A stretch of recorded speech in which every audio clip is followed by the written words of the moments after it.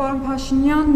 ընտրությունների օրը գիշերը ժամը 2-3-ի կողմերներ ես 4-3 ընտրատեղամասում էի Արաբկիրի, քվյատուփի մեջ ծրարների մի մասը չէր բացվել, մեկ էլ տեսնեմ դուք ասուլիս եք տալիս ու ասում եք ժողովուրդ ջան, ես պատմական հաղթանակ եմ տարել, այդ ընտրատեղամասում 1286 ընտրող մասնակցել էր քվեարկությանը, եւս 99 մասնակցել են գոսպիտալի զինվորները, այսինքն ընդհանուր առմամբ 1385 ընտրողի ձայն հաշվի չէր առնվել։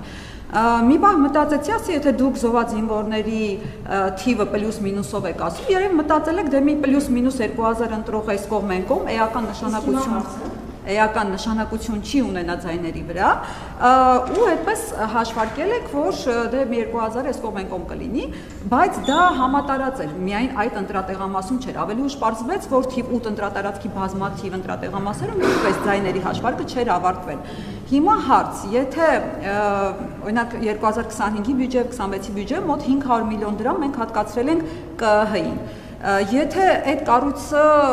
ոչ մի բան չի անելու, դուք եք ամեն հարցի պատասխանը տալիս եւ դուք եք որոշում։ Ինչի ենք մենք ֆիկտիվնի այդ կառույցներին պահում։ Նույնն էլ իրավապահ համակարգին, երբ որ ամբողջ քարոզարշավի ընթացքում դուք որոշում եք ում բռնել, ում չբռնել եւ այլն, ինչ իմաստ ունի, չարժի արդյոք էկոնոմիա անել 500 միլիոնը եւ դուք ամեն ինչ որոշեք եւ հաջորդ կարևոր ճշտումը, որ ուզում եմ անել, դուք ասել եք, որ եթե սահմանադրական մեծամասնություն չձևավորենք, կլինի աղետալի պատերազմ սեպտեմբերին։ Հիմա հարց 3 ամսից իսկապես պատերազմ լինելու է, թե չէ, դուք գիտեք այդ հարցի պատասխանը, եթե լինելու է, աչք փակվի այս ամբողջ բաների վրա, բոլորի ձայնը միանգամից 0 դարձնենք, որպեսզի չլինի պատերազմ։ Շնորհակալություն։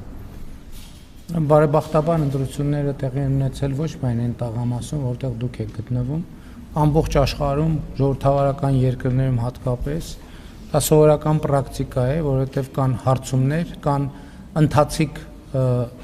քվեարկության հաշվարկներ, կան տեսակարար կշիռներ եւ ի վերջո կան բազմաթիվ ընտրական տեղամասեր, որտեղ արդյունքները ամփոփված են եւ կան բանաձևեր, թե